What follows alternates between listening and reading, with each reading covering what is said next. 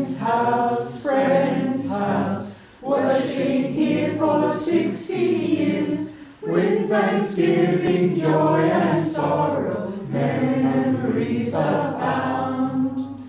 Friend's house, spirits nurtured by the silence, gardens singing, lunches, library. Greetings, friends, and welcome to this weekend celebration of remembrance, thanksgiving for the life and lives of people associated with Friends House. I first would want to acknowledge the fact that we, at this weekend, since 1953 in the life of this house and since the mid-19th century, have worshipped and conducted activities on the land of the Wurundjeri people of the Kulin Nation, and we give respect to their elders, past, present and future, and I trust that the spirit of the Wurundjeri people will infuse the activities of this weekend. I should mention there is a visitors or a acknowledgement book at the entrance to the library. There are brochures on the table there if people don't have a guide to the weekend.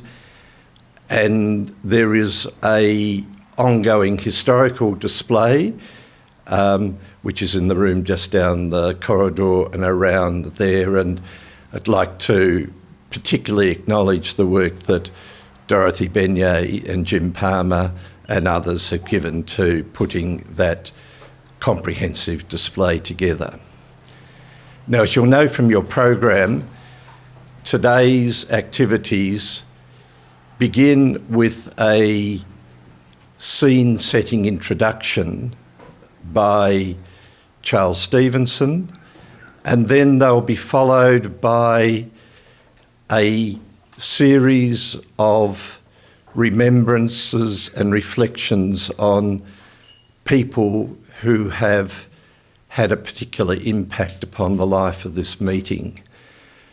And when this was proposed, it was thought to be just a starter to get things going.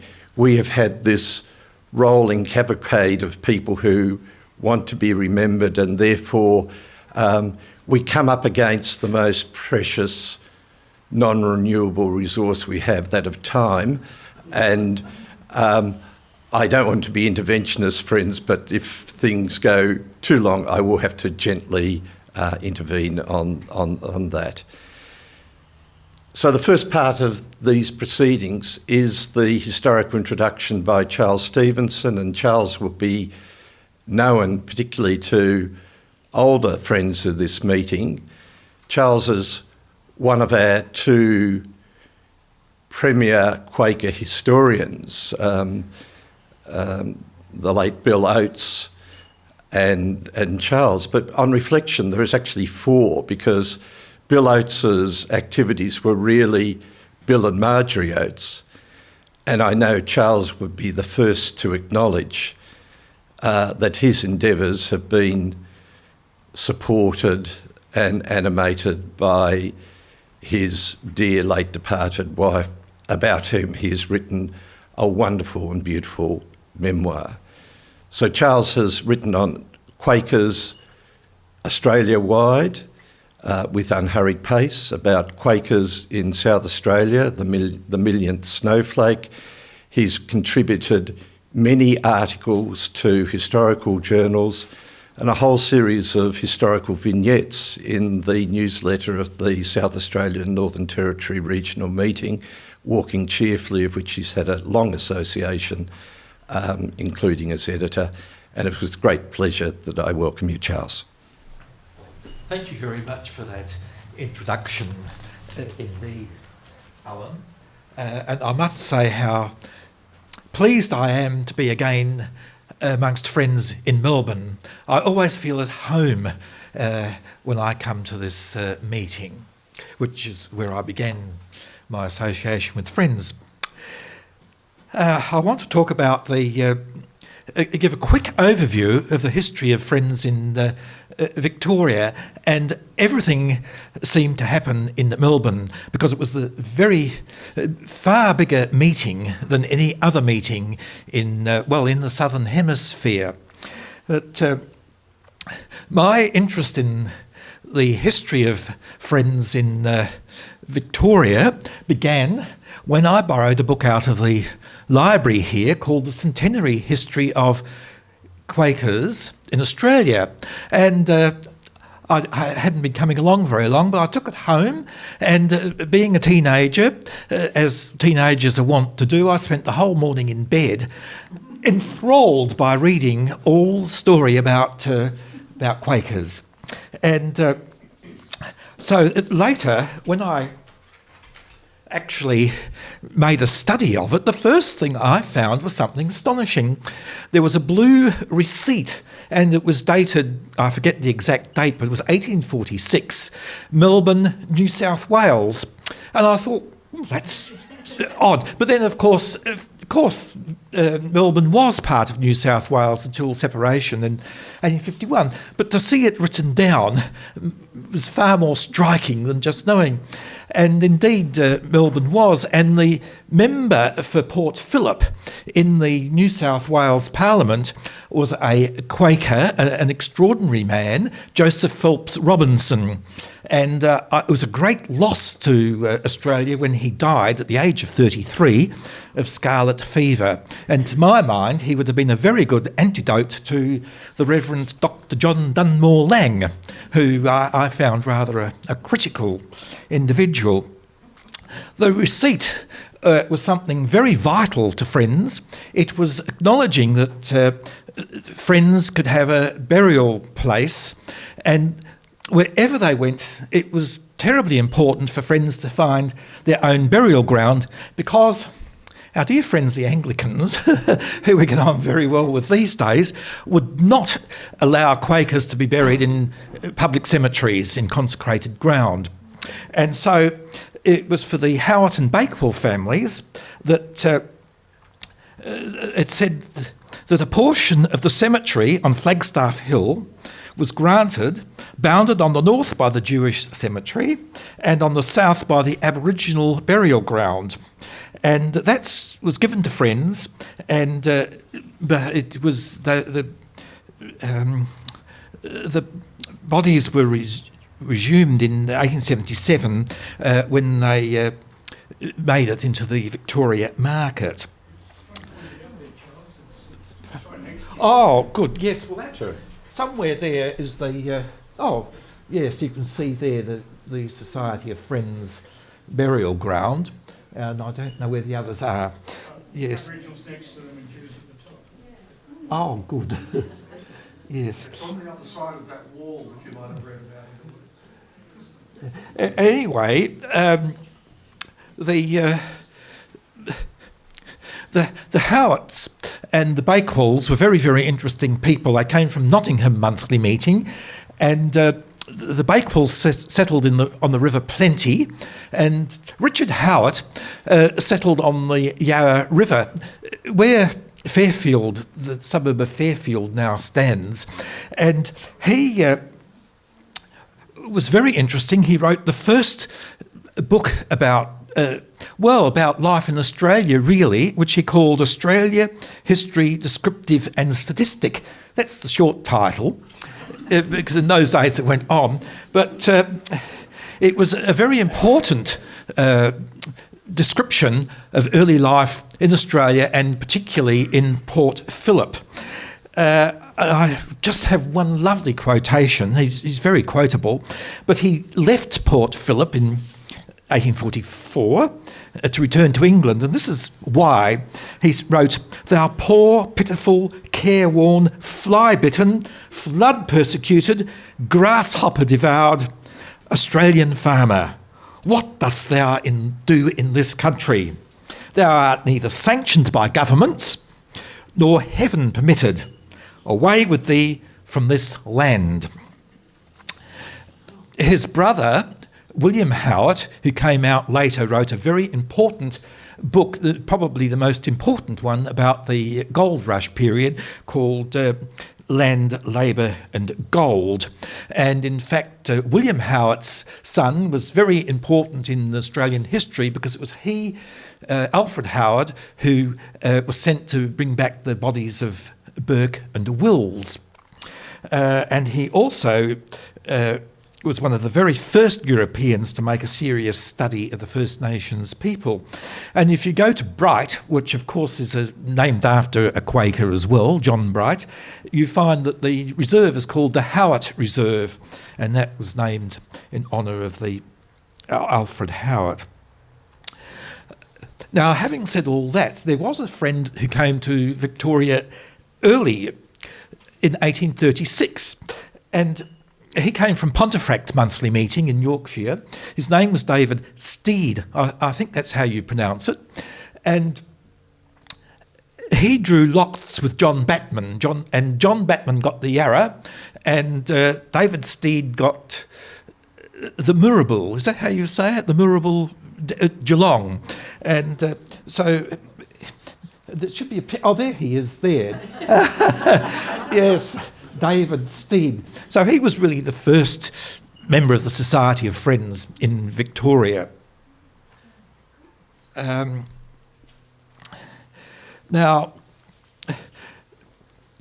not long after he settled, I suppose you could call it settled, James Backhouse and George Washington Walker visited the very early town of Melbourne.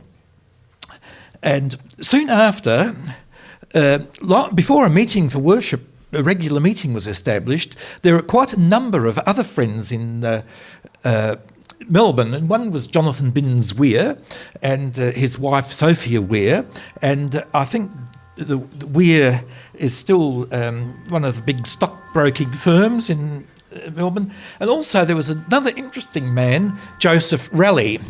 He'd been disowned, and to survive being disowned in the Society of Friends was quite something way back in those days, because you got disowned for this, that and the other. But he got disowned because he went bankrupt. And yet in Melbourne, Raleigh's Wharf was a very important place in Melbourne. He was a very important early industrialist, and but his two children weren't disowned, because so a very strange thing.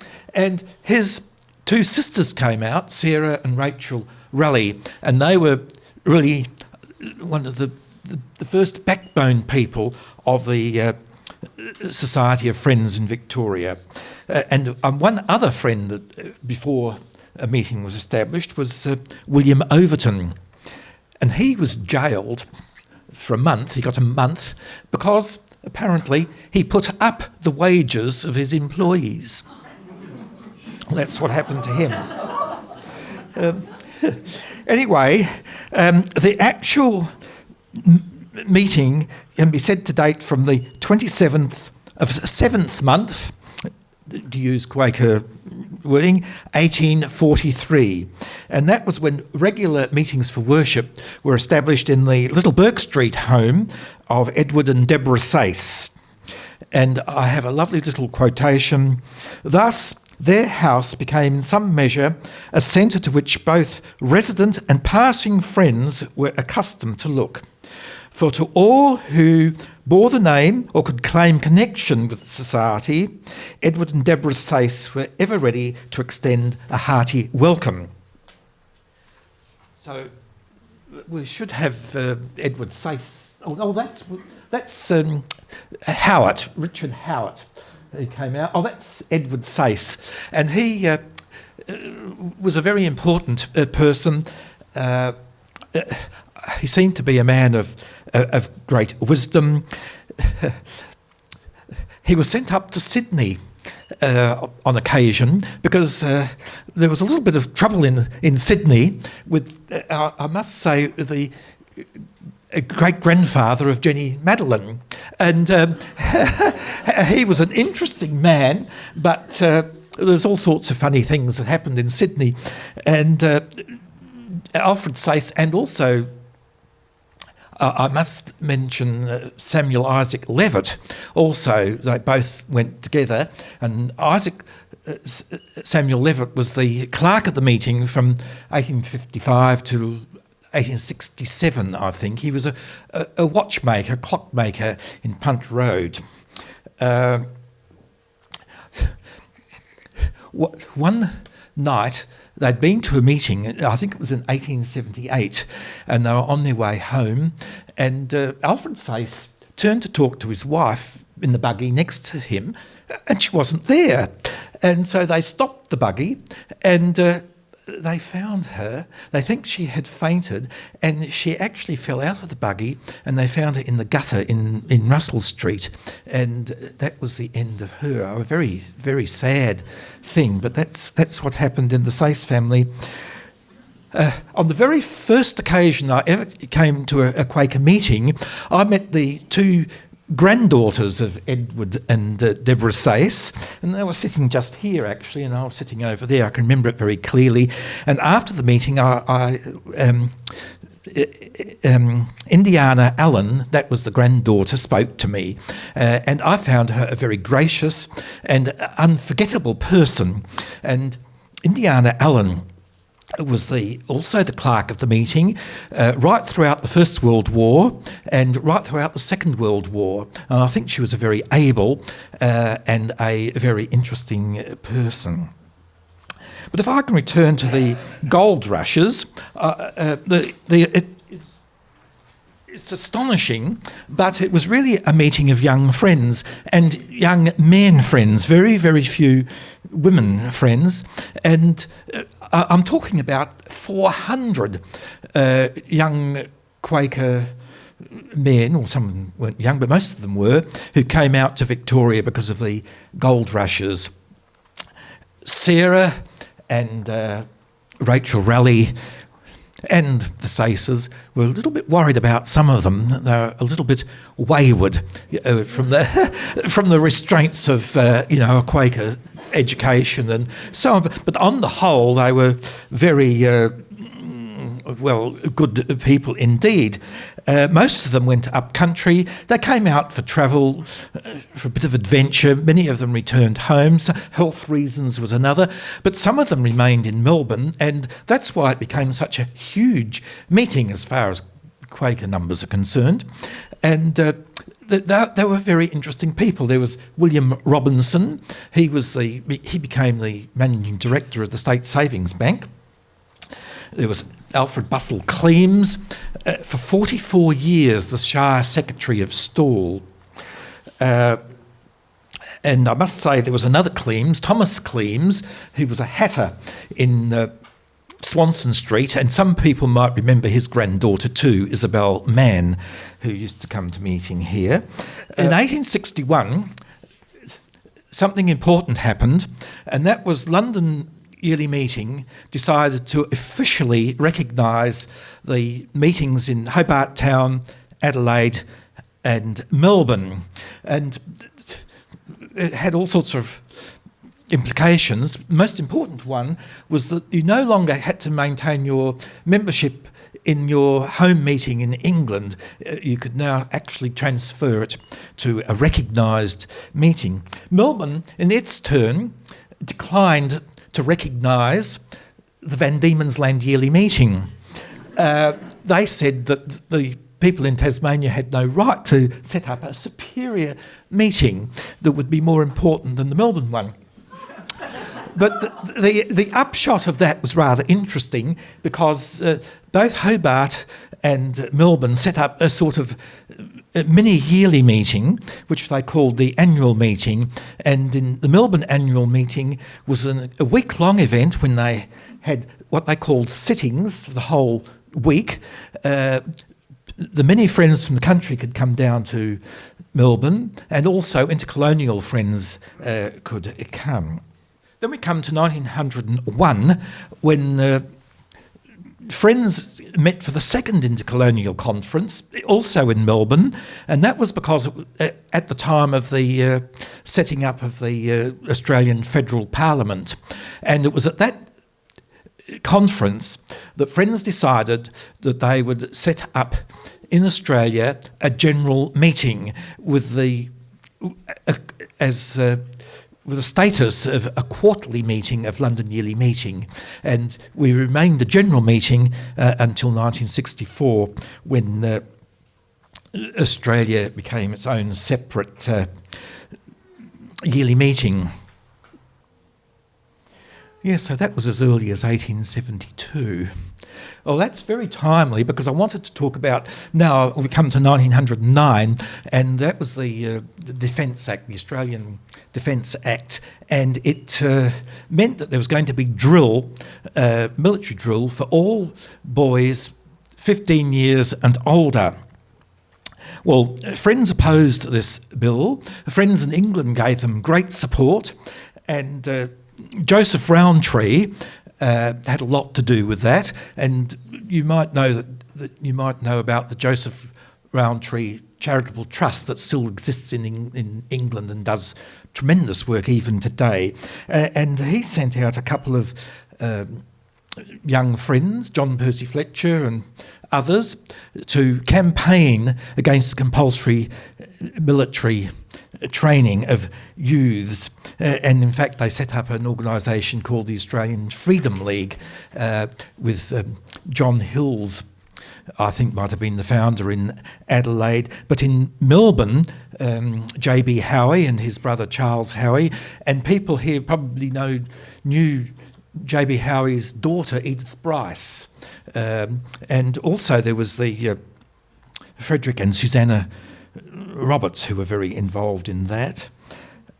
Well, the other thing of that period that we must mention is that the Standing Committee of the General Meeting decided to take to the High Court the issue of the compulsory military training, and because it says in the Constitution, freedom of religion, well, of course, to Quakers, that means living your life, let your lives speak, action. But the High Court ruled quite against Quakers, and they said, no, freedom of religion doesn't mean that. It means the way you conduct your church services. So they lost that case, but it was an important thing that Friends tried to do. Friends were not involved in the conscription campaigns, except for this man here, Thomas Miller, who wrote a biography called Summer Reflections. And I don't know whether any of his descendants are here today, but they're certainly still part of the meeting here in Melbourne, in the Albrecht family.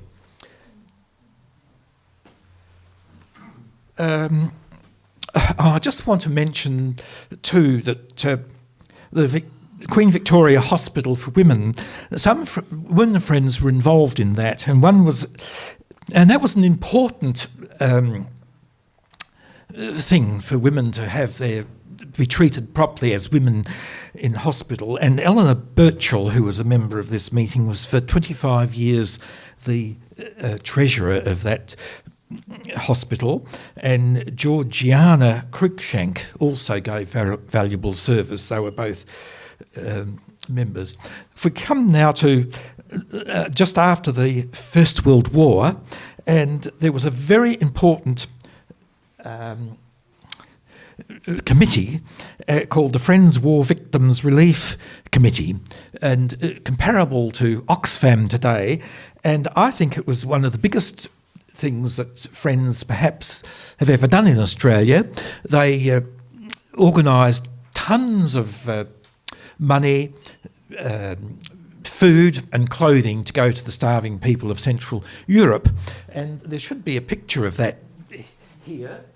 And the person who was behind that in Victoria was Ruth Erskine. When I was about 18, or so, I actually met Ruth Erskine, a very old lady, but I found her, a very unforgettable person, and I didn't know until later that she had been so heavily involved. And of course, her granddaughter is Elspeth Howard. Yes. So, yes. Well, this is. Yes, that's Ruth Erskine. I think that's Frank Erskine, and that's some of the stuff that they had all ready to send overseas. Now, if I can skip to 1938. The Friends here in Melbourne established the International Relief Committee.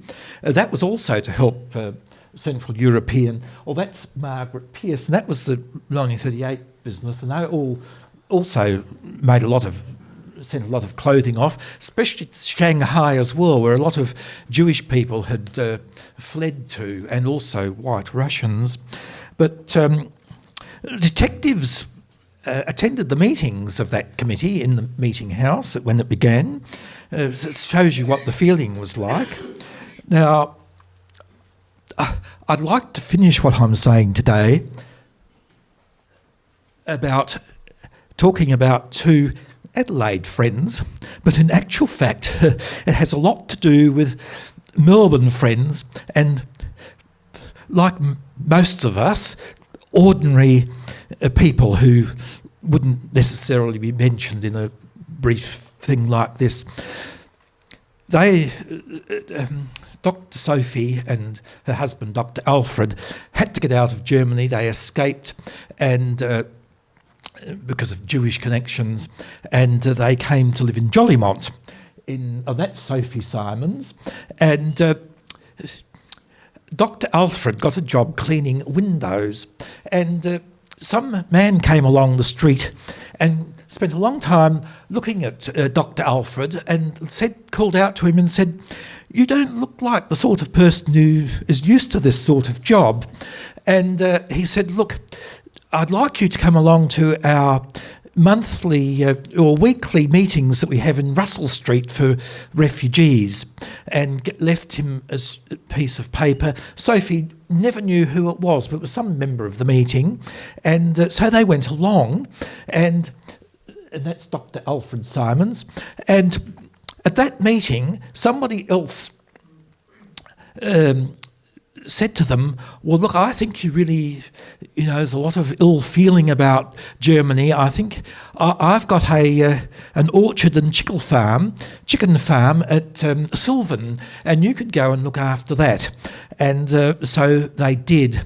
And Sophie Simons, who was a very well-concerned friend, her ministry was always most impressive, in my opinion.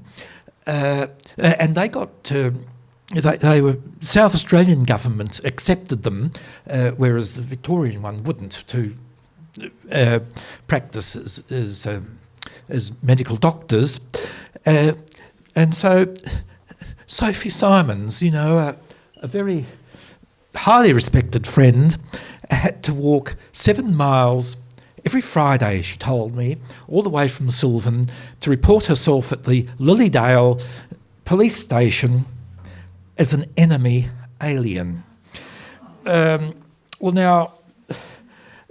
So that's my point, that there are so many rather ordinary friends who we can't mention, although we cherish them, and yet it was the simple things that they did that sometimes had far-reaching implications. And my last comment is this. It was said of Alfred and Deborah Sayce, "It is impossible to estimate the value of the practical expression of kindly Christian interest to the young men who arrived during the gold rushes.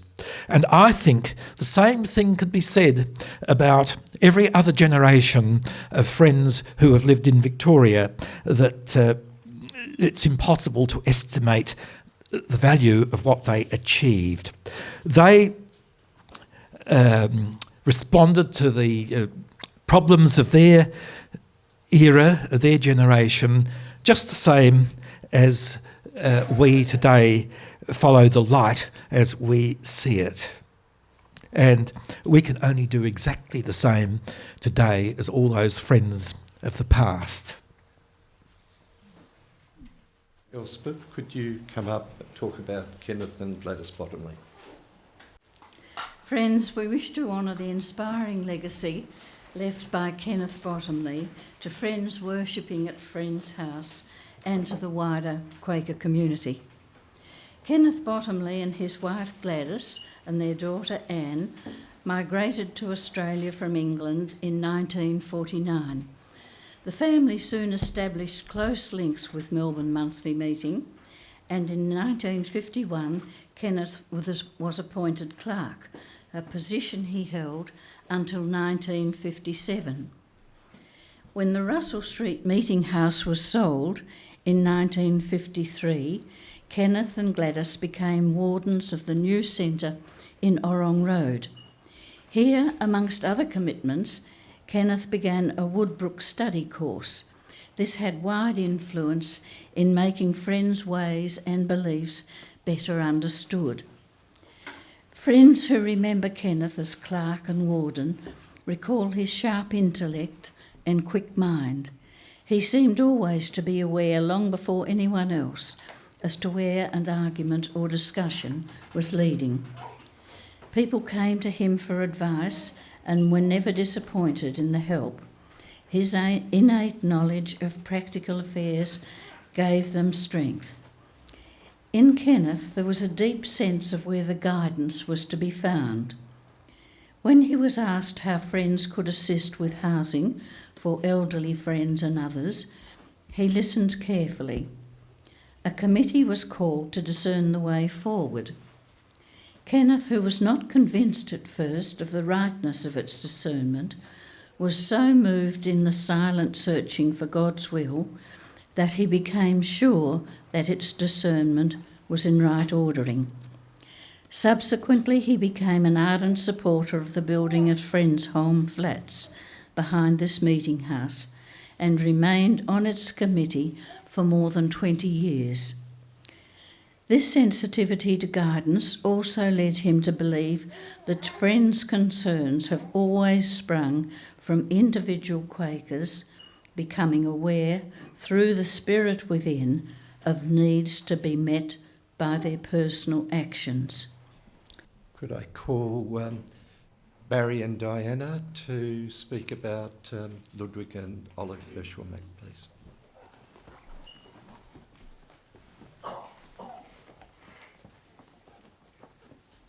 The two of us have been writing this together, so I wasn't too sure who was starting. So Olive Russell, as she was the maiden name, grew up in a Methodist family in Melbourne, and as a young teacher went to teach in the Pacific, we think in Fiji. But later she was appointed by Dorothy Ross, who's the headmistress of Melbourne Girls' Grammar School, to head the junior school there.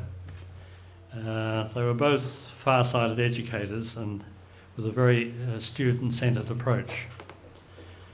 Olive was a very active member of the Melbourne meeting, being an elder, and was for several years a clerk of the then Friends Service Council of Australia, or FSCA. Her interest in social justice was an abiding concern. During the war, in about 1940-41, she, with Dorothy Gibbons, Margaret Pearce, Alf Clarke, and I'm sure others, visited the interned refugees from Germany at Titiro. These were people who came out on the infamous Dunera ship from England, where they had been living as refugees before the war started. The Quakers went into the Quakerly tradition of ensuring that the interned were treated well, and to also provide the internees with additional requirements such as writing paper, art and musical instruments, toiletries, and other basic needs, some of which were not there. It was at Tutura that Olive met Ludwig Hirschfeld, who's a noted artist from the Weimar Bauhaus Art Centre in Germany. And Olive and Ludwig were married in 1955. Olive had a never-ending interest in the children of the meeting, and especially with the children's program. She would also stay with Diana and I and our three boys at times when I was working overseas, which was pretty frequently for a while. She was a wonderful support to the meeting and to our family, and she was later involved in numerous committees and as the clerk of Melbourne Regional Meeting. Perhaps I'll hand over to Diana. Thanks. Yes, Olive was amazing. Just ever present, ever helpful, ever supportive. As Barry's mentioned, she at one stage taught at Melbourne Girls Grammar with Dorothy Ross. Dorothy Ross and Olive and Ludwig were all very far-sighted educators. Dorothy established at the school a very democratic system of governance in the school, with students and staff represented on the council. Dorothy attended meeting here for some years until her death, and it was after she had retired from her position at Melbourne Girls Grammar, and she still continued to teach. She was very much aware of the children of the meeting, so she and Olive together were focused on the children of the meeting. Dorothy ended up giving our boys a small loom that she had, a very simple loom, for which wonderful garments were made. Ludwig Hirschfeld was an important printmaker at the Bauhaus, which many of you would be familiar with. His artworks were signed Ludwig Hirschfeld-Mack. Mack was his mother's family name. And at the Bauhaus and with his artworks, he used his full name, Ludwig Hirschfeld-Mack. Generally, he was known as Dr. Hirschfeld or Professor Hirschfeld. He was a printmaker who printed the paintings or the prints of Feininger and Clay and Kandinsky and some of the well-known artists of that time. As the Nazis came to power in 1936, he went to England, where he contributed hugely in poorer areas of England and Wales with music and art, particularly for young children, but not only for children.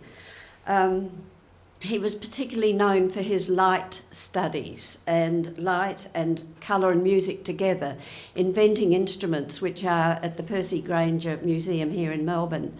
Olive gave his archives and instruments to the university, and his prints and paintings and drawings are in all major galleries in Australia and many, many overseas as well. What was important was there were a group of internees who the British government had sent out on the Dunn era, and the book by Cyril Pearl is in the library here and is quite a read. Dr. Darling at Geelong Grammar heard Ludwig was interned here and asked the Australian government could he come and teach art at Geelong Grammar, and they had to ask the British government. The British government said, oh, no, Dr. Hirschfeld-Mack is far too important to teach in a school. And ironically, he was such a creative art teacher. He revolutionised art teaching in Australia. As Charles mentioned, I haven't met him, but I very much know his work and appreciate it. And so much of what Olive spoke about him was of his serenity, and harmony was one of his big themes in his life, which was ironic coming from what had happened in Germany and so on at that time. Sadly, he died at yearly meeting in 1965 in Sydney, but was a calm presence in Melbourne meeting. Thank you.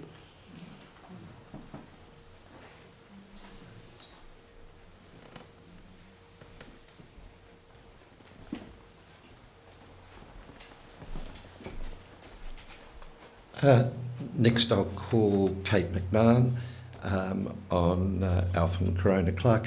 And I'll just interpolate, no, you come up, Cate, that there is a new book coming out on the Dunera by Ken Inglis. Ken's somewhat ill, and a Darwin friend, Elizabeth Kwan, is assisting him in that, so it should be something to look forward to.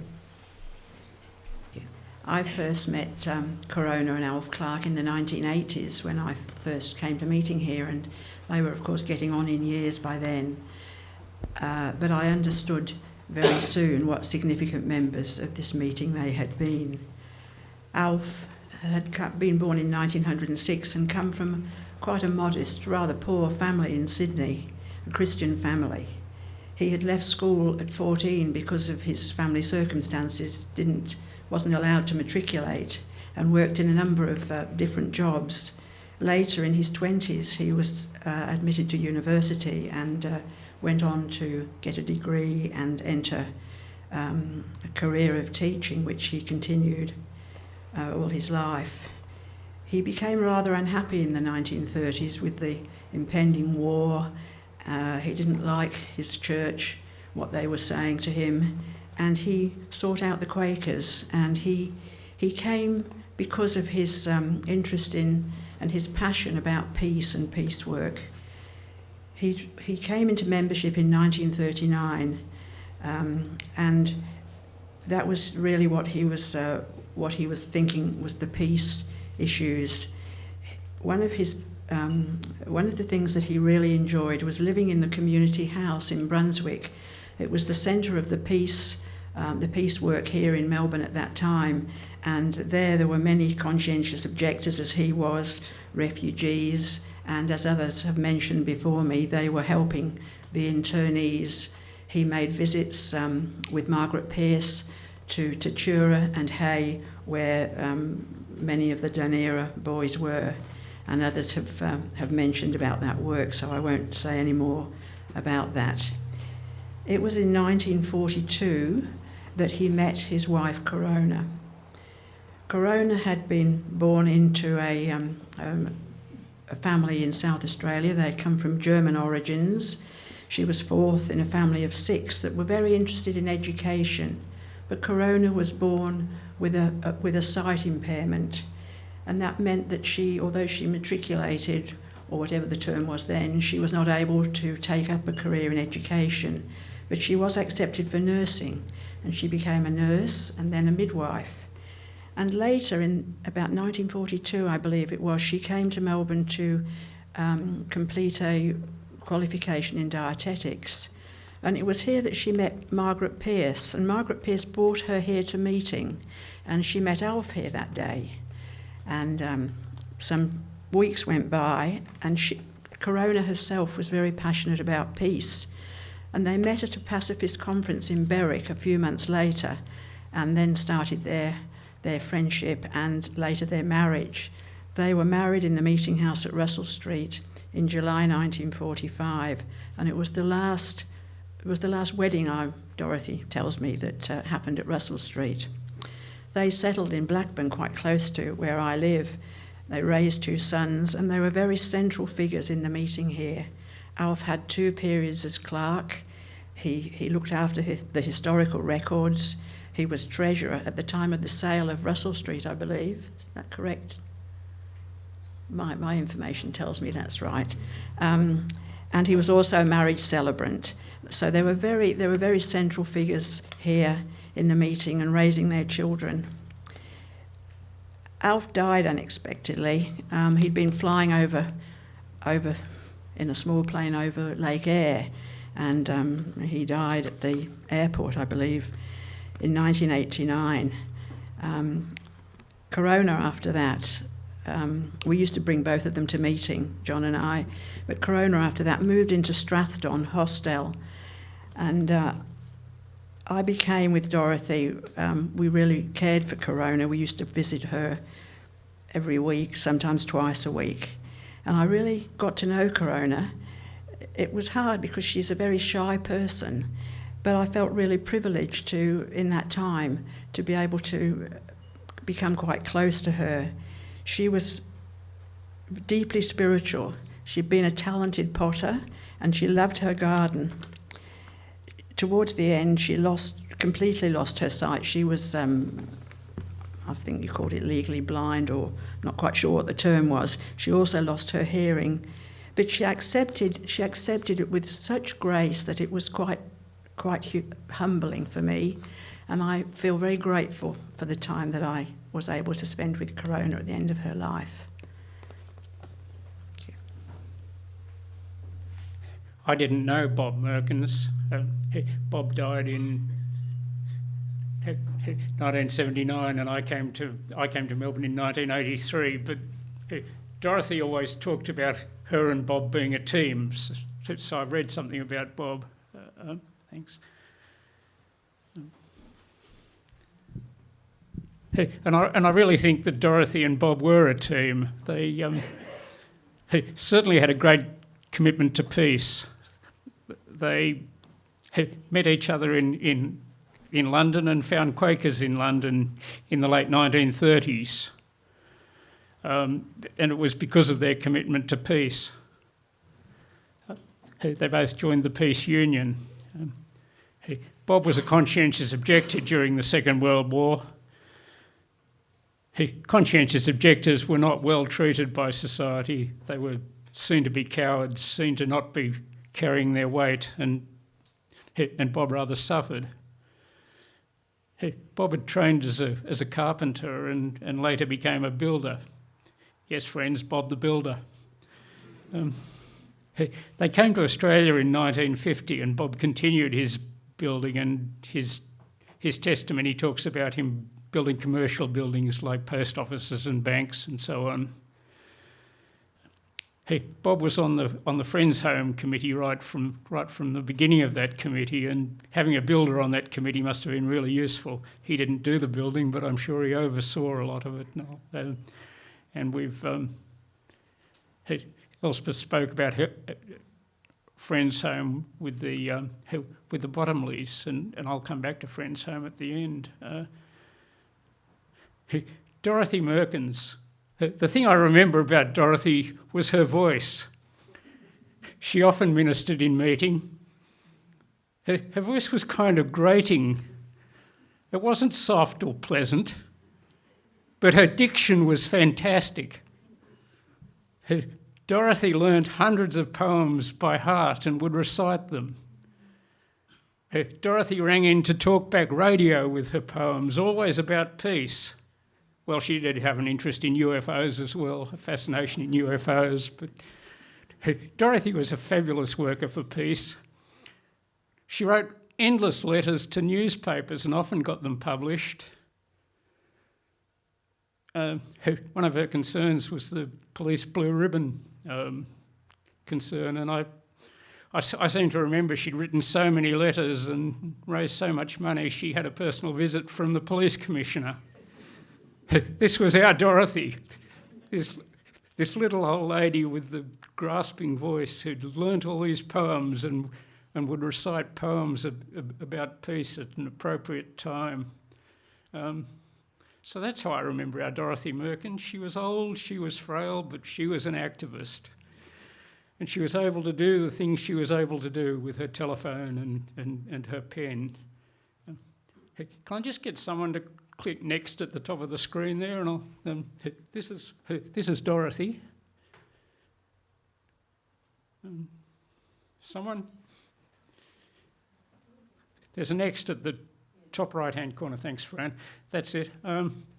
Hey, put up this photo. This is the garden at the back of this building prior to Friends Home. and we can see the buildings that existed next door to us. So that's the back corner that's now hidden by Friends Home, and I'm told that's Doris Wheeler. Next again. Friends Home was built as affordable accommodation for, it goes a bit slowly sometimes, Fran, it might come. Friends Home was built because there was a need for affordable accommodation for elderly people. There's a photo of somewhere here of the residents of Friends Home, the 4 residents, along with Lucy Shaw and Lydie Hooper. I'll try to get to it as I sit down. Thank you, friends. I arrived in Melbourne in March 1971, about the same time as Olaf Hodgkin. Erika and Donald were at that time wardens of Friends House. Yes, we still called them wardens in those days.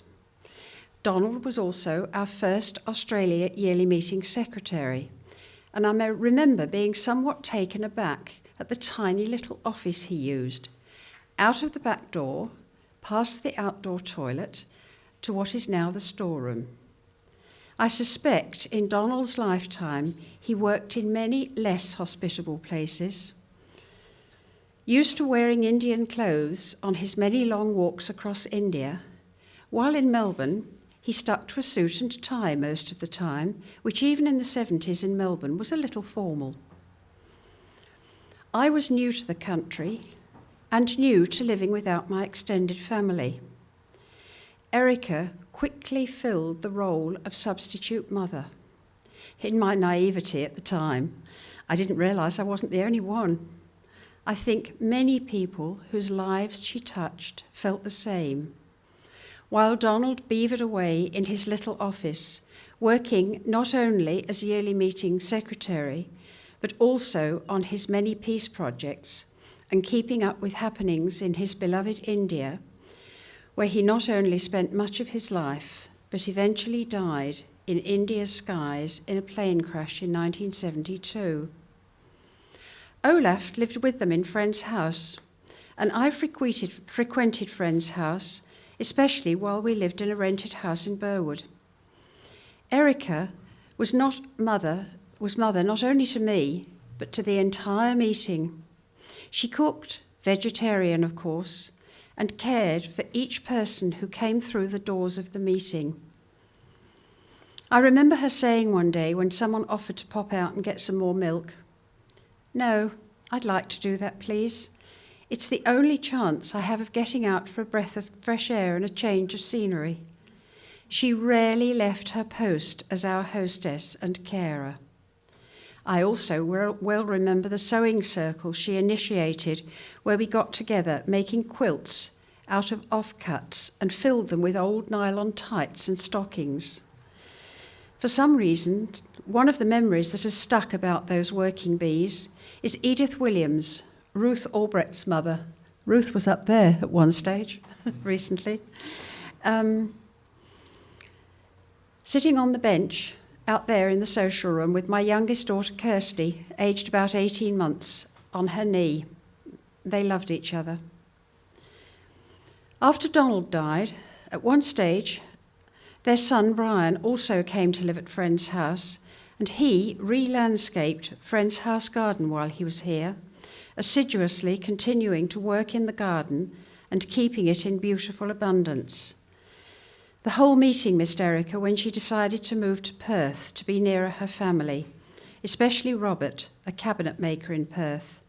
Olaf followed her soon afterwards. Olaf's role in my life was meeting for healing. He started this in Melbourne as he had been very taken with the movement amongst English friends and well knew Charney Manor. His dream was always to build a healing home somewhere in Australia. I personally found the meetings for healing a deep adjunct to my worshipping life and really enjoyed and looked forward to our meetings. Most of them were not held at Friends House, but in one of the units occupied by Dorothy Gibbons, Lydie Hoopers and others in Malvern. These friends purposefully brought units together on a tram line to and also near Friends House. We prayed for one another. We held friends or friends who needed it in prayer. This was a time when the phrase holding friends in the light was less in use than it is today. I remember going on holiday and purposefully arranging a stopover in Perth to spend a couple of days with my beloved Erika. Even Richard, my husband, did not object. He knew how much she meant to me, and indeed was quite fond of her himself. When Erika knew we were setting off as a family exploring Australia and realised we were visiting the Warrumbungles, she suggested we call on Laura Tim. And Laura Tim was a Howie before she was married. Charles alluded to the history of the Howie family. Her family farmed near Coonamble. So we rang from a public phone box, no mobiles in those days, as we left the Warrumbungles, and Laura greeted us warmly and said, "Get yourselves to Coonamble. I'll meet you there and guide you to our farm. Ring again when you get to Coonamble." So we did, expecting her to be 10 minutes and to pop in for coffee. Wrong. Laura's answer was, "I'll be with you in about 3/4 of an hour." Coffee rolled into lunch, and we finished up staying with them for 4 days. My 2 boys got on extremely well with their son Gordon, whose age fell between theirs. That is the sort of person Erika was. Without her urging, it would not have occurred to me to visit isolated friends. How much more did we gain? Our friendship lasted until Laura's death. On another of our holidays, urged on by Erika, we called to see her sister Theodora, who had recently moved with her husband Teddy Trickett to Smoko, a tiny hamlet between Bright and Harrietville. At that stage, they were living in what was to become the garage and still building the ideological and environmentally sound octagonal house that Mark still lives in. Another lifelong Quaker friendship.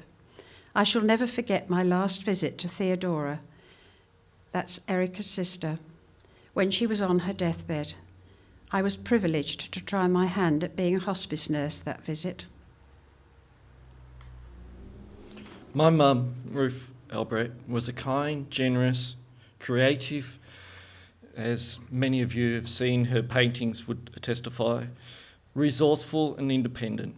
She had a very special and personal relationship with God, and her spiritualism was at the core of her very being. Ruth had an association with Friends House that spanned most of her life, and as a consequence, this place holds a special place in mine. As a young woman, she attended meetings here with her mum and dad, Edith and Fred Williams. She married my dad, Eric Albrecht. Here, photos may be on display. My mum and dad made their home for 2 years as wardens. After starting Eastern Suburbs meeting, the family continued to travel down here, and I remember at that time my parents didn't drive, so we travelled by train, and bringing each time my mum's famous egg and bacon pies. There was one tragic time when we lost a couple along the way. We hope someone enjoyed them. My parents also invited many friends, some of who we've heard about today, to Christmas if they were on their own.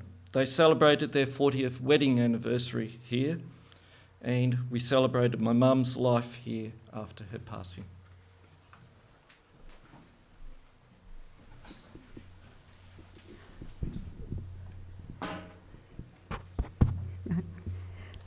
What can one say of some people without appearing to be very emotional about what they've meant to you? Doris and Herbert Wheeler were those sort of people that you couldn't think of one without the other. They sort of went together, you know, love and marriage, Doris and Herbert. Doris was her mother was Austrian, her father was German, and she was born in London because that was where she was when she was born. naturally. And then when the stirrings in Europe started, she moved to London because her parents were very anxious that she should have an education. She met Herbert and was married about a year after she moved to London, which was quite remarkable. They went to the Muswell Hill meeting for worship. They became very involved with all sorts of things there. I have a list of some of the things that they were involved with. They were part of a Peace Pledge Union, the War Resisters International, the Campaign for Nuclear Disarmament, SERVAS, and they were amongst the very early people who were involved in SERVAS. That was an organisation that believed that bringing people of different nationalities together in their private homes for short periods of time would help the peace work.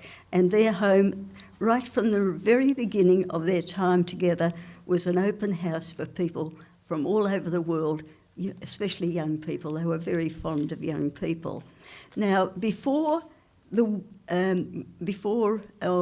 after the war started, of course, there was people had to go to be in the army in England, as they were here in Australia too, and Herbert registered as a conscientious objector.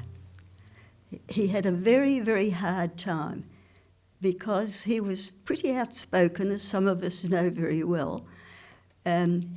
His appeal to be called a conscientious objector was knocked back 3 times. Eventually he was allowed to do work as an air raid warden or working on a farm. He was eventually working on a farm, and the work was so hard he had great health problems, and he was released from that. After the war, according to the history in the Dictionary of Australia Quaker Biography, only in 1946 he still had to be, and they came out to Australia. They wanted to get right away from all the troubles and all the worries in England, and they just felt called to get on a boat and come out to Australia. They lived in Geelong for a short time, but although they'd never applied for membership, they always said that they were Quakers, but they didn't feel good enough to be Quakers, and some of us can bow our heads in shame when we think of those wonderful people thinking they weren't suitable to be Quakers. Eventually, Doris and Herbert were invited to come here to work as wardens, and that was the start of their new life in Australia. Doris was accepted into membership. Herbert never applied for membership because he just felt he wasn't good enough, which sounds ridiculous.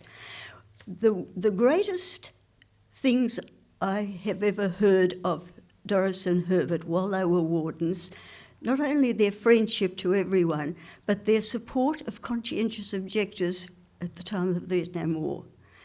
Now, we know they were hard times, but for someone with the experience Herbert had, it wasn't too bad, wasn't too hard for him to be supportive. I should tell you why we were, especially our family, close to Doris and Herbert. Because she was born in Austria and my husband came from Hungary, there was a sort of an affinity there. And most of the things I've been reading recently have come from their personal diary they kept while they were here at Friend's house. It wasn't the official diary, it was a personal diary, and I've just recently been clearing out our house and my dear husband's belongings and papers, and I came across this diary which Herbert had given Laszlo because it had so much about Europe and Doris and the war, but most of all, it just hit my heart the last 3 weeks has been the number of conscientious objectors, young men, who came here for support. They were often not Quakers, no connection with Quakers, but they knew that if they came here they'd get a fair hearing, and Herbert would give them in his gruff voice good advice. And there were entries such and such a date. Every week there were meetings here of conscientious objectors with Herbert and Doris and a couple of other people. One night there were 17, and it goes on. in numbers smaller and larger, and the largest I found in the diary was 23 young men were meeting here with Doris and Herbert on a Monday night. Now, often they laughed about it I didn't know them then, but they laughed about it. They had to sneak the young people through the back way because there were police cars outside with police waiting to catch the dissenters, as they called them. They did this wonderful work there. But the most important thing to me and to our family was how loving they were. I don't think in the whole of my life I've met two people who just oozed love and friendship. And when Herbert went before the tribunal, way back in 1946, way back in 1939, he wrote this it's in his Dictionary of Australia Quaker biography entry. Some of you may not know, but we do have in our library room down at the side, you'll go into it, I hope, when you see things, there are a whole lot of blue books, and they have in them the Dictionary of Australia. They contain the Dictionary of Australia Quaker biography, started by Bill Oates, going right back to the very beginning of Quakers in Australia. Little messages, little entries about what people meant to them. And this is what Herbert said at his tribunal: "I hold that I can best serve humanity by withholding from that conflict, from this conflict or any other," that was the Second World War, "and carrying on my life in a Christian-like manner." But it didn't help him to get freed. Now, when Doris died, 5 years before Herbert, he was absolutely grieved and shocked. He'd cared for her through her last illness, which was quite severe. But he continued to reach out to the people. After they left here and they went off to live in the hills and joined the lovely eastern suburbs meeting, they still came to things that were on here at Friend's house because they felt this affinity with Friend's house. And when Doris died, Herbert sold the little cottage they owned and moved into a unit in Tacoma, from Upway to Tacoma. And the fine example they gave all their new neighbours, as they'd given in England and here as Friend's house. Oh, by the way, when they first came to Australia, they lived in Geelong and went to the little Geelong meeting, and that was a long time ago. But then I should say too, Doris was invited that they should become wardens here. I've written down, just because I thought I mightn't be able to say it, but I can, they were the most wonderful example of quiet spirituality. Both were unassuming, cheerful, and most loving. They truly searched for that of God in all people.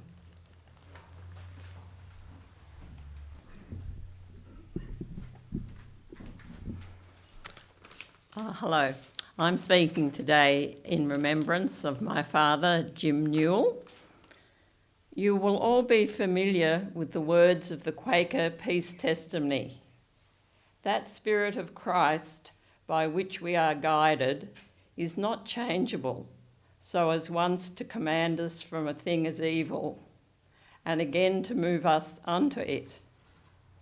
The spirit of Christ will never move us to fight and war against any man with outward weapons. My father took these words as a guide to life during both times of war and peace. In so doing, he found both support and challenge amongst friends here and overseas. Although Dad was Australian, he was in England at the start of World War II, working and studying towards a master's degree in chemistry, focusing on the efficiency of aircraft fuels.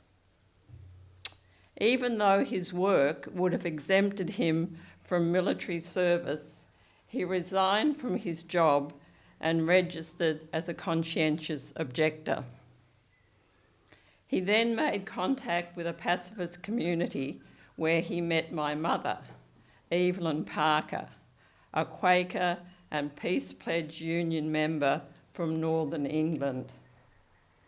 After they married, he, like many others, was assigned to farm labouring in harsh conditions and later to work as a hospital orderly.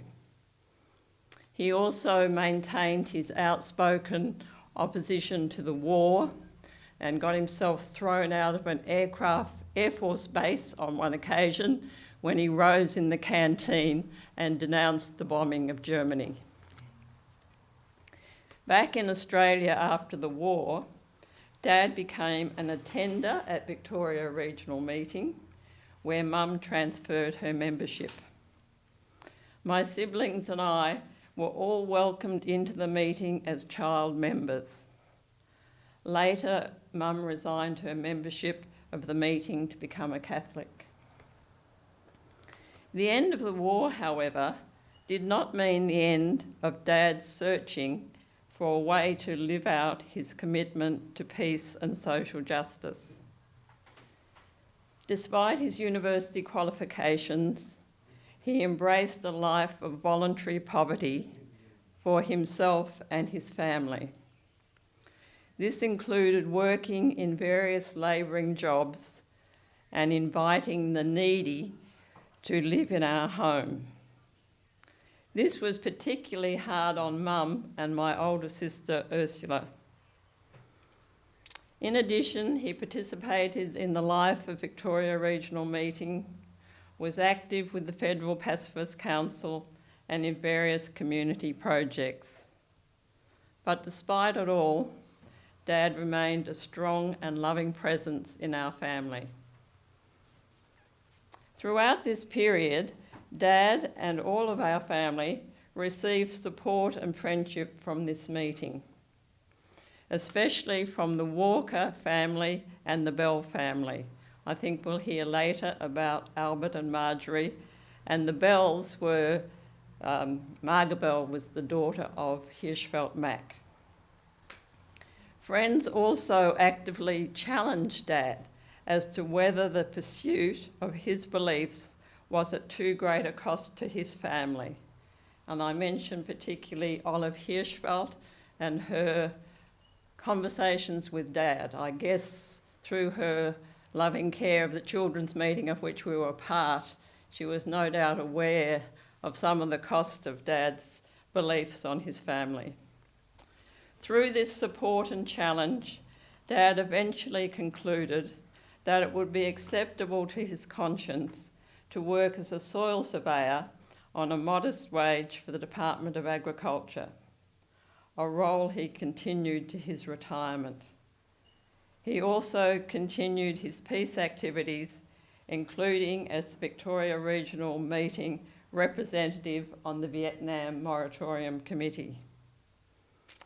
I give thanks for the life of my parents, Jim and Evelyn Newell, and for the support, friendship and challenge that friends provided to Dad and Mum and our family. There's a light that is shining in the heart of a man. It's the light that was shining when the world began. There's a light that is shining in the Turk and the Jew, and a light that is shining, friend, in me and in you.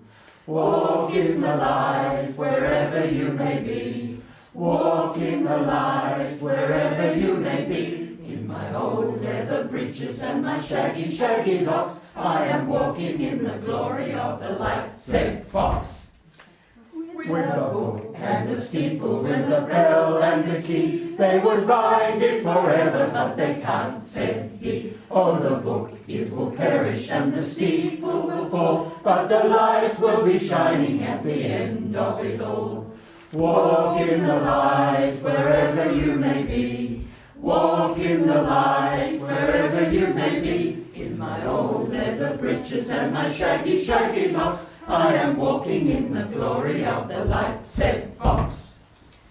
If we give you a pistol, will you fight for the Lord? But you can't kill the devil with a gun or a sword. Will you swear on the Bible? I will not, said he. for the truth is more holy than the book to me.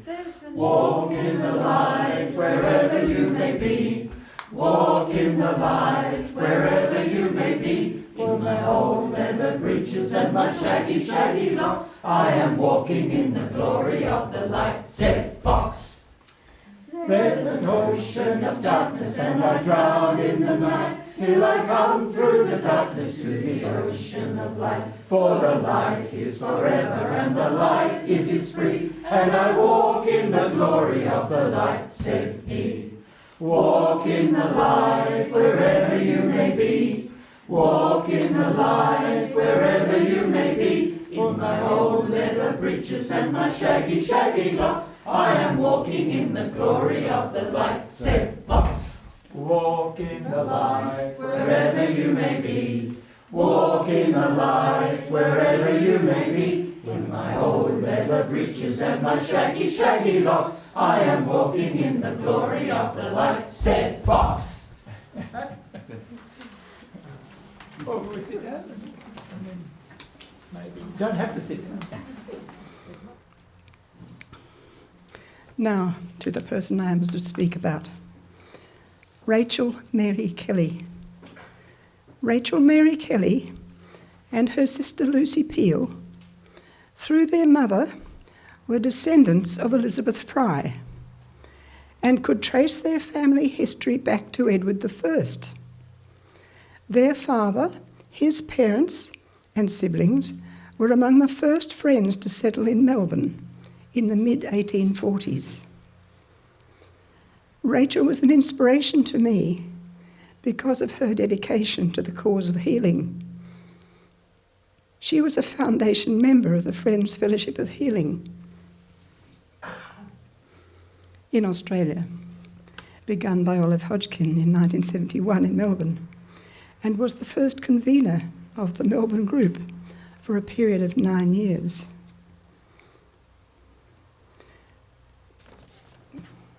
Rachel, Lucy, and Dorothy Gibbons.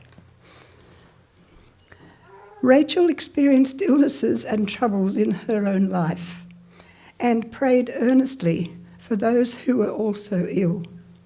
She had her doubts about the efficacy of prayer, and she ministered about her doubts and her searching for answers. Being a Quaker and being of a strong Christian faith, her conviction shone through in her times of doubt. Rachel and I both enjoyed piano playing, and it is Rachel's piano that we have enjoyed having here at Friends' House. There was also a chair with a tall back in the next room, and that was Lucy's. Now I think there's another picture of the Fellowship of Healing celebrating the 25th anniversary of the Fellowship of Healing Foundation. There it is. Dorothy Merkins in the middle. Yes. Raymond, Patricia, Renata, who are all here. Thank you.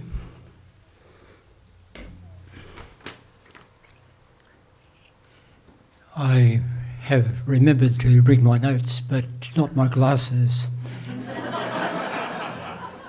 I thought I'd try my wife's, but they're hopeless. So we'll see how we go.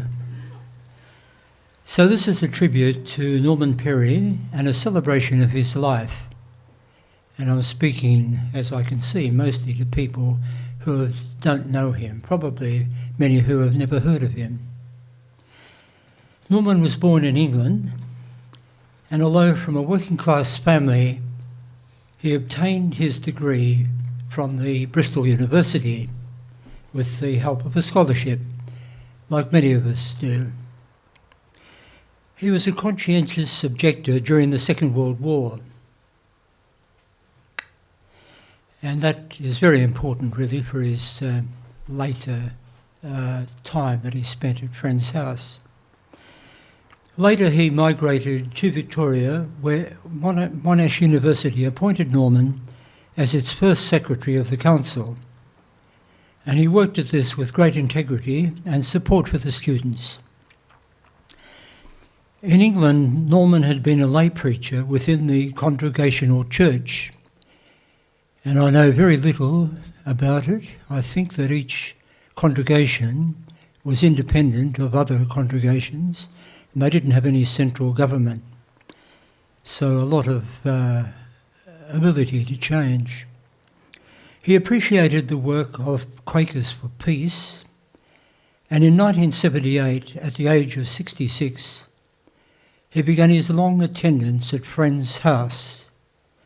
So he was an attender, he never became a member. Norman came to meetings for worship, formally dressed, with coat and tie. He always sat in the same place, which was over there somewhere. Did not engage in verbal ministry, but had a warm and engaging personality in any communal gatherings. That's a cup of tea after the meeting. Norman, with a group of Quakers, began a Bible study group in 1978. He wasn't the only one. People that we've seen already today, like May Andrews and Dorothy Gibbons, very important. And Dorothy really was something like a national treasure. But he was enthusiastic and had great leadership qualities, so he started the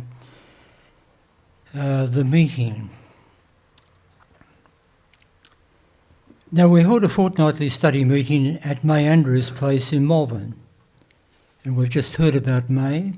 She warmly welcomed us with cups of tea, promoting a community of friendship in our studies. New Quaker attenders came to this group, requiring some instruction in addition to the silence of worship at Friends' House. And this was very much me. I came here to find a friend and found one, and was attracted to stay by the silence, but I had no idea what they were up to.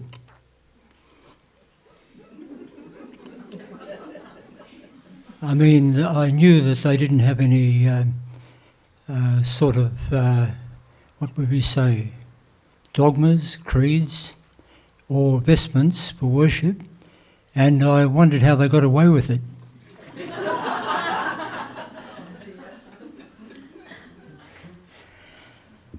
Yes, anyway, at the Bible study group, Norman and some senior Quakers discussed both mystical and activist aspects of Quaker life. It included belief in the inner spirit, that this unprogrammed religion had no dogmas, creeds, church vestments, and how friends followed George Fox, who formed the new Quaker religion on the Bible and the original Church of the Apostles. Norman accentuated Fox's statement that God had come to teach the people himself as a movement of the inner spirit in the hearts of every person. So that's what I sort of learnt at the time, but I was a thoroughgoing agnostic and could believe that yes, that could be right, and yes, it could be wrong. It was much later that I became a Quaker and a believer again. We're here on behalf of the young friends of about 10 years ago, and we were really fond of Leonce, and we'd just like to share a little bit about what she meant to us. She gave ministry very earnestly and quite often about... it was interesting when we talked about this because we all have different memories of her ministry, but for me it was about how silence unifies us and also about her gratitude for life. And my most precious memory of Leonce is the last time that I saw her. I think I went with Sarina and I think Frances Nall, I think, took us. I can't quite remember. It's a while ago, but so she'd just gone into an aged care facility and just had a major setback in her health, and she was physically really struggling. And I was just really moved to see her so full of gratitude for life, and so thrilled to see us, and her spirits were so good. And I was quite unwell at the time, and that had quite an impact on me to see her in that state. So for me, Leonce was a bit of an inspiration in terms of what being a Quaker means, and I still sometimes reflect upon her ministry. It's the sort of experience where almost everything that came out of her mouth in meeting really hit home and filled in the blanks or emphasised something I needed to, that shaped my idea of the kind of Quaker I might eventually become. I'm still eventually might become. I'm not saying I'm there.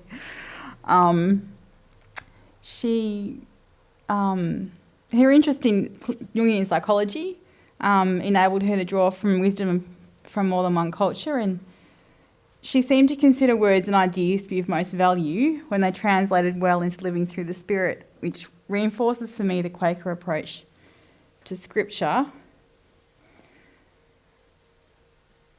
And Renee has something from Andrew to speak as well.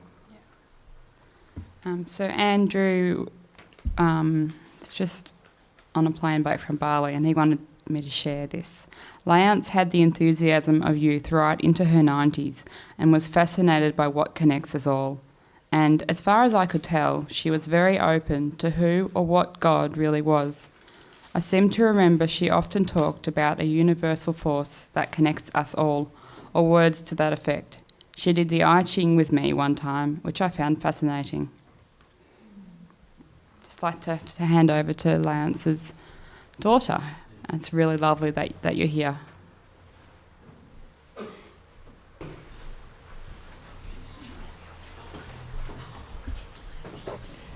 My name's Eve, and it's very moving for me to be here, and I feel Leonce's presence is palpably here.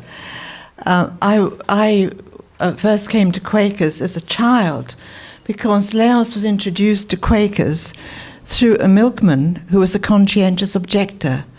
And she said, "Why are you here and not the farmer?" And he said, "Because I'm a conscientious objector." And he introduced it to friends.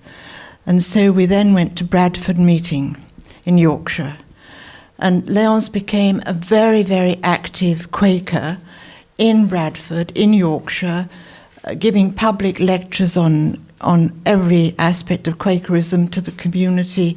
She was a very good speaker, as you all know, because she gave very alive ministry, because the Spirit used to move her.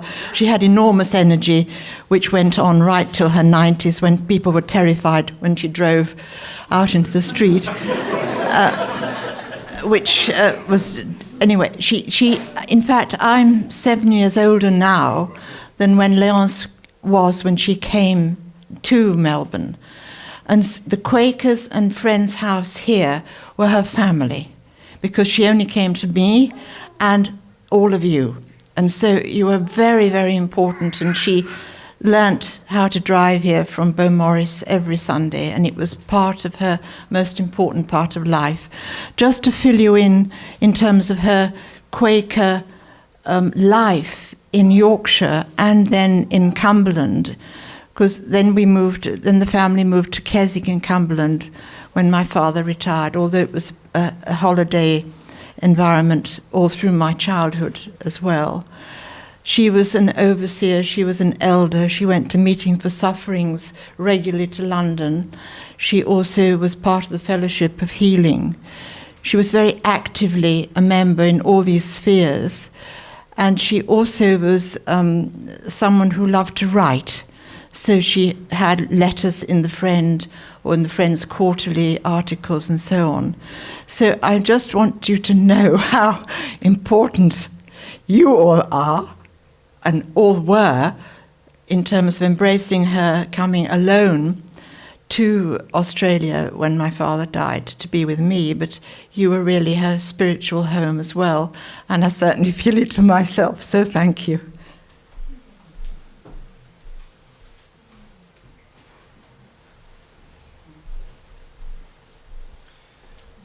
Thank you, Eve. That was a wonderful serendipitous addition to the formal program. Jonathan Benyei on Lydie Hooper.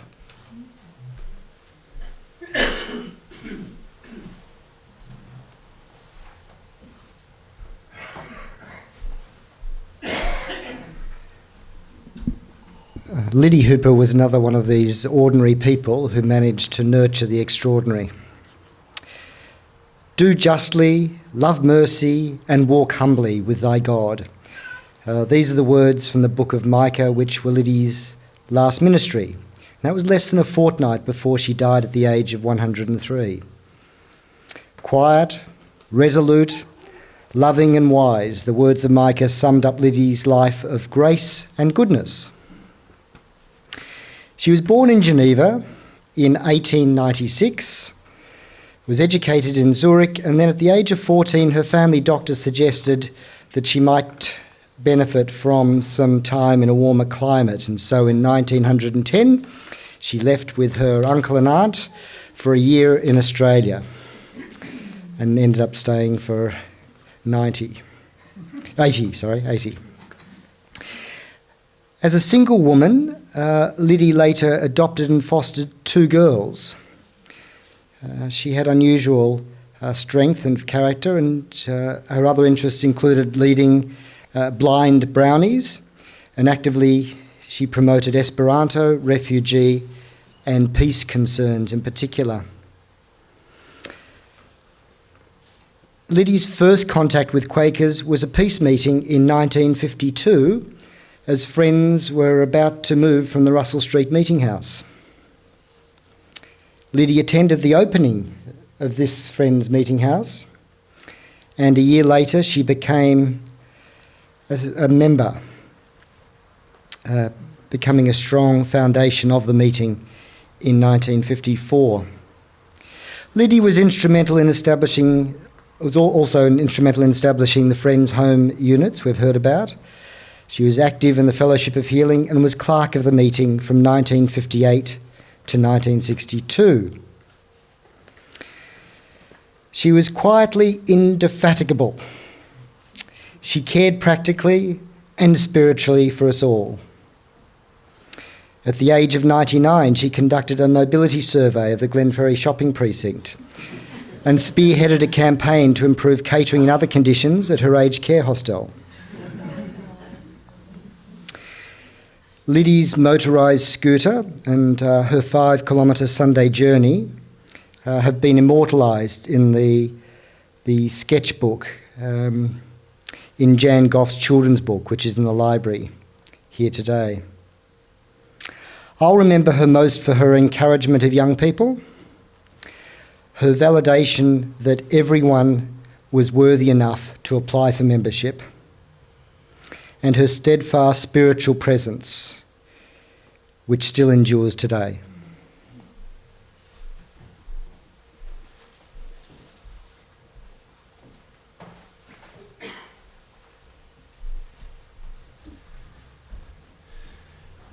Sue Ennis on Frances Thorson.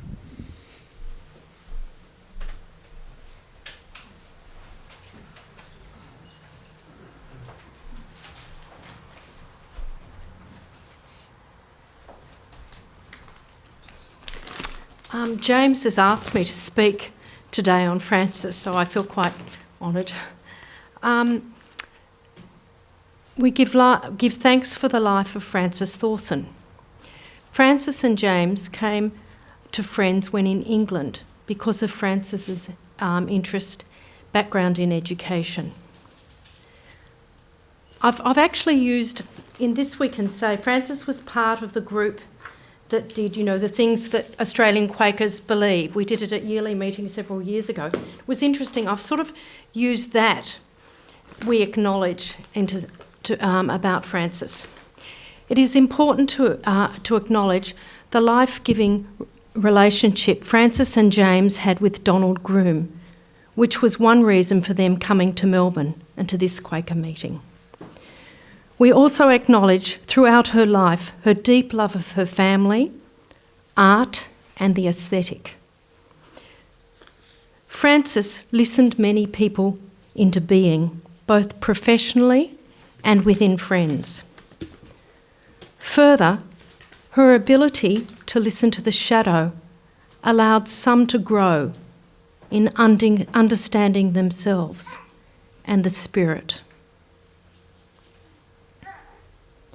Her wide reading led other friends to authors such as Sandra Cronk and Parker Palmer. We further acknowledge her involvement in the formation of and ongoing work of spiritual direction at Wellspring.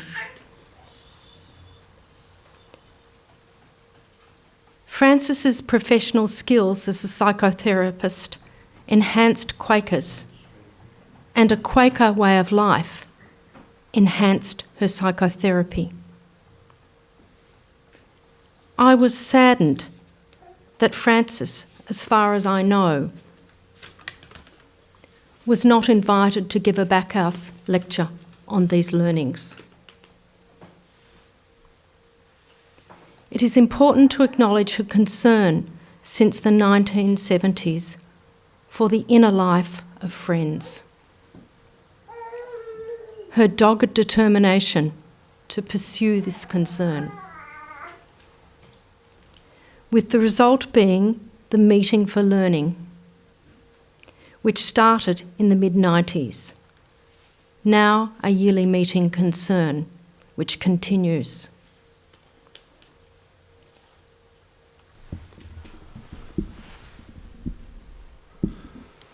Friends, I'd like to remember Richard Griffith. Richard came from England, and he came from a family, his parents were doctors, and for generations, members of his family were in the medical profession. And this tradition stretched back to the Surgeon General for King Charles I. So it was natural that he would be interested in medicine. And he went to Cambridge University and studied medicine. And after finishing that course, he went into the Royal Air Force for a short time. So unlike other members that we've been talking about, he was part of the Air Force as a doctor. But when he got out of the Air Force, he learned that the National Health Scheme had been established in Australia. So he and his wife and young son came to Australia, and they settled in the small town of Donald in the Wimmera. And there he was a family doctor. And after 9 years of being a family doctor, he decided that he was interested in mental health problems. And so he took on this challenge of studying mental health and qualified in psychiatry and became a fellow of the Royal College of Psychiatry. He practiced in a number of areas, but finally took a position with the St. John's of God Hospital in Brighton.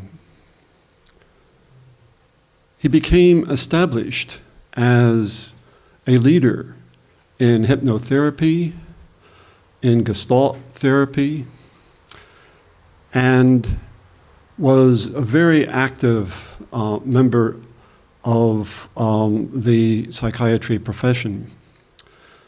But he was a searcher. He was looking for something in a spiritual way of life that would satisfy his condition. And he came upon Friends at a time when he had been going through a period of pain. And he came to this meeting and became an active member of this meeting. He was involved in a number of ways. He was part of the committee for Friends Home. He instituted meetings for clearness. He had a way of looking at life that affirmed the goodness of the person.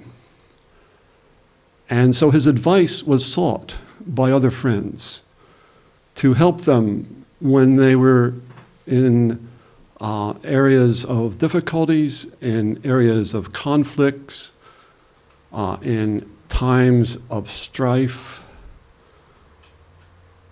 He had a sense of compassion and wisdom. And I guess what I am struck by is his statement about what goodness is and what evil is. He says that his life experience shows that activities that promote growth and lovingness in the personalities around us, that's what good is. Evil is those activities that crush the personalities with discouragement and fear. He was an inspiration to those who knew him because he always was looking for the goodness in others.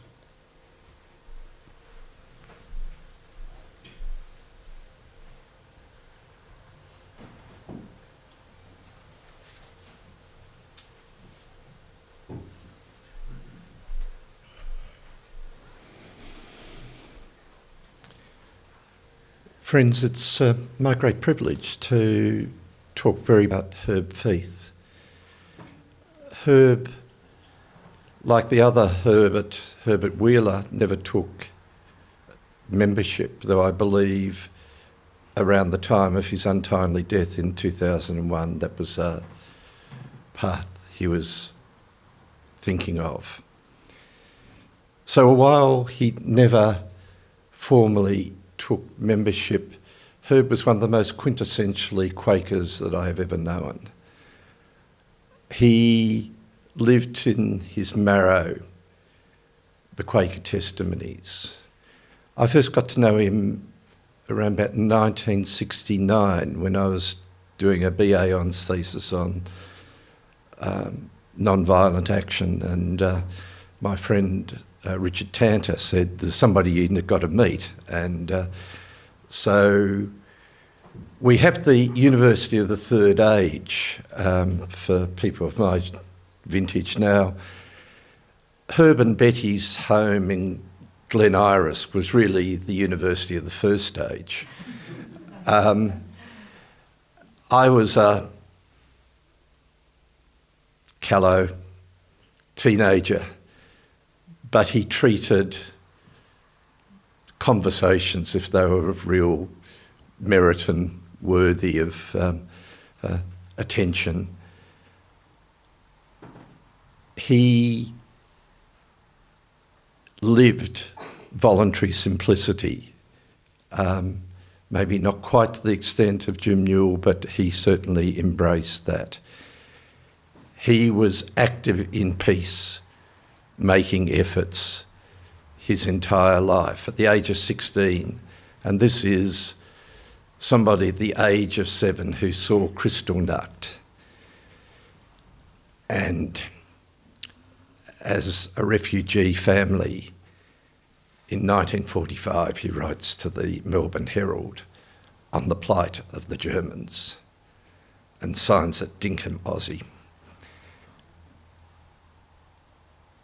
You can go through each of the testimonies and Herb is living it to the full. And while it's almost 50 years now, I can recall many of those conversations as if they were yesterday. And I recall in one conversation we were talking about Dan and Phil Berrigan, the radical Jesuits involved in ploughshares and others. And his remark was, they're the radicals of the long haul.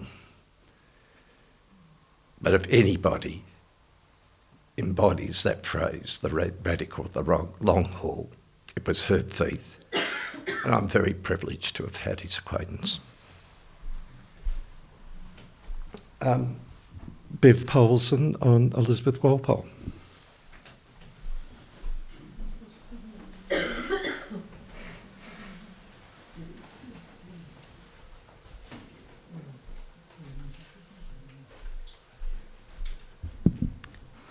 I'm feeling emotional about Herb. But Elizabeth Walpole was known to many as Betty. She was a dedicated teacher, first as a primary school teacher, then as a teacher of teachers, with a strong interest in physical education. I heard her say once that she was interested in undertaking a master's degree, but only if she could do it in physical education. And she did. To me, Elizabeth was a person of complete integrity. I trusted her judgment implicitly. And as part of my support group, in my role as yearly meeting secretary, I often consulted her before sending off awkward letters or having difficult conversations. She was a great encourager of others and had about her a modesty and a quiet presence. Elizabeth served on many Quaker committees. She was a yearly meeting treasurer and for 12 years was a member of the Friends School Board. As a member of Victoria Regional Meeting, she served on the Finance Committee, nominations, and many, many others. Her Quaker family connections went back to Northern Ireland, and in her retirement she was able to combine her love of travel with exploration of these two matters. She was a loving sister and an aunt to her family, particularly in later life when her sisters Margaret and Helen in Tasmania needed her support. There were two personal incidents which continue in my memory of Elizabeth. Once she lent Maxine and I her car to travel to yearly meeting in Brisbane. She'd intended to travel with us but was not well enough, but nevertheless trusted us with her car.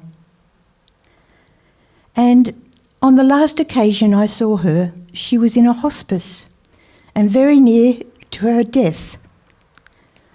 I sat beside her bed and prayed. She had her eyes closed. And after a while I felt moved and I leant down and kissed her on the forehead. And she opened her eyes and said, "Hello, Bev Polzin, what are you doing here?"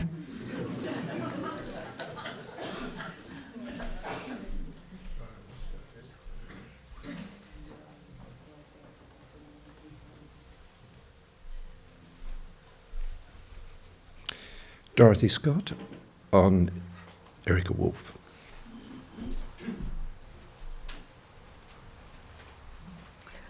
I feel very humbled to be asked to speak about Erika Wolf. Many of you would have known Erika far longer than I. Erika Schaefer was born in Budapest in 1918. She married Hans, or Henry as he was known, when she was only 17. And in 1938 they fled Austria as the Nazis assumed power, just fleeing in time to Italy and then sailing to Sydney. Their son John was born, and it was that brought Erika to Friends. To quote her own words, she came to Friends because of the great responsibility of bringing new life into the existing muddled world. The legacy of war was a profound one for her and for so many others about whom we have heard this afternoon. The losses of war included her own, two of her brothers. The spiritual journey of Erika and Henry took them to England, to join the rural Burderhoff community in Shropshire. And after a disillusionment with that communal life, they returned to Australia to become the Wardens of Friends House in 1956 for 4 years. The Eastern Suburbs local meeting met in the property that they purchased and where Erika's hairdressing was based, where she was much loved in that community and by the many, many apprentices that she had nurtured. They moved to Emerald and Henry died in 2000 and Erika remained there until she was 91. I have recollections of her in this space, as many of you would, and when I close my eyes, I see a face filled with radiant love. The light shone from the face of Erika Wolf. I visited her on a number of occasions in Emerald, always spontaneously, and she was so warm and welcoming and filled with joy and generosity and a mischievous twinkle in the eye, and her great love of all that lived was profound. The very last time that Alan and I saw Erika was in our own lounge room, where she encountered our very, very fragile aged dog. Erika's memory was going at that time, and at one point she almost seemed bewildered as to where she was. But she bonded deeply with the border collie at her feet, and again just transmitted this light and love. I give thanks for the life and the legacy of Erika Wolf, for the testimonies that she upheld, and for her greatest gift, the gift of love.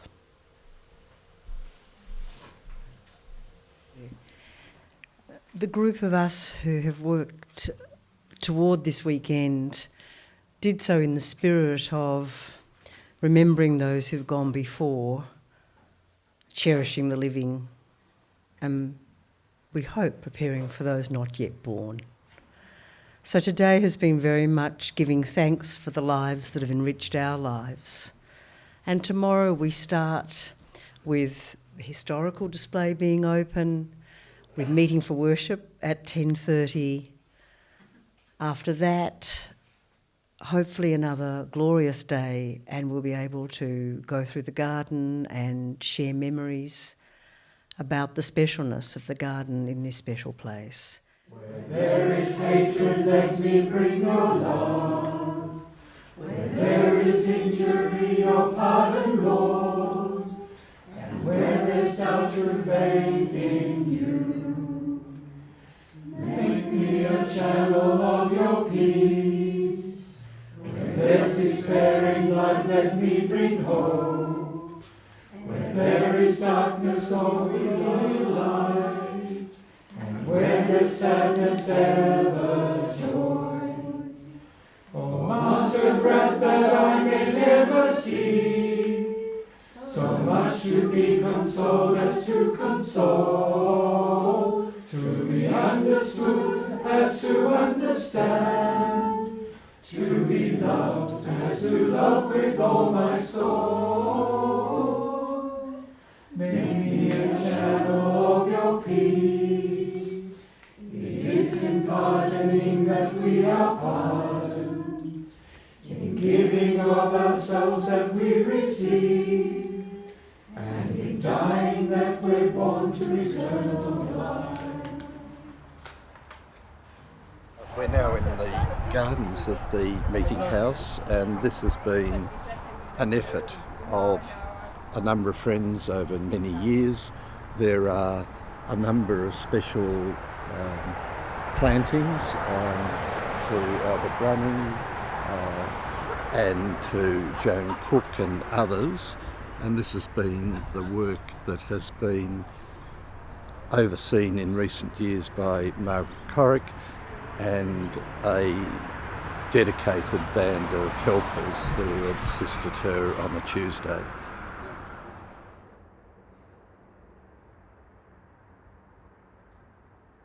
I'm Alan Clayton. I'm the co-clerk, along with Jerry Fay, of Victoria Regional Meeting, which is the body which governs the activities of Quakers in Victoria. The weekly meeting for worship is where friends come with hearts and minds prepared, waiting for that of God. So it comes out of the silence. This weekend we're celebrating the end of an era with the sale of Friends' House and remembering the remarkable number of friends who have contributed individually and collectively to the life of Quakers in Victoria. There is a sale and search committee. The sale has happened, and so the search is now for another Friends Centre. The committee is guided by a series of principles and requirements for what they're looking for in a new Friends Centre. Well, this house was a centre for conscience objectors to meet. Experienced friends would give advice. Often they had to come through the back because there'd be police cars watching them from the front. And that was a significant part of Friends' peace witness and supporting those who oppose war. Wherever you may be, I am the Lord of the dance, said he, and I'll lead you all. Wherever you may be, and I'll lead you all in the dance, said he. I danced for the scribe and the Pharisee, but they would not dance and they wouldn't follow me. I danced for the fishermen, for James and John. They came with me and the dance went on. Dance, dance, wherever you may be.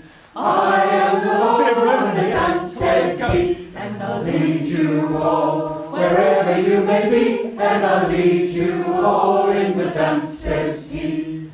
I danced on the Sabbath and I cured the lame. The holy people said it was a shame. They whipped and they stripped and they hung me high, and they left me there on the cross to die.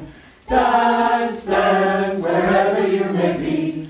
I am the Lord of the dance, said he, and I'll lead you all. Wherever you may be, and I'll lead you all in the dance, said he. I danced on a Friday when the sky turned black. It's hard to dance with the devil on your back. They buried my body and they thought I'd gone, but I am the dance and I still go on. Dance, dance, wherever you may be. I am the Lord of the dance, said he, and I'll lead you all. Wherever you may be, and I'll lead you all in the dance, said he. They cut me down and I leapt up high. I am the life that will never, never die. I'll live in you and you'll live in me. I am the Lord of the dance, said he. Dance, dance, wherever you may be. I am the Lord of the dance, said he, and I'll lead you all. Wherever you may be, and I'll lead you all in the dance, said he. Thank you. There's a lot of dancing. This is great. What do we request for vine and fig tree? And this is a round.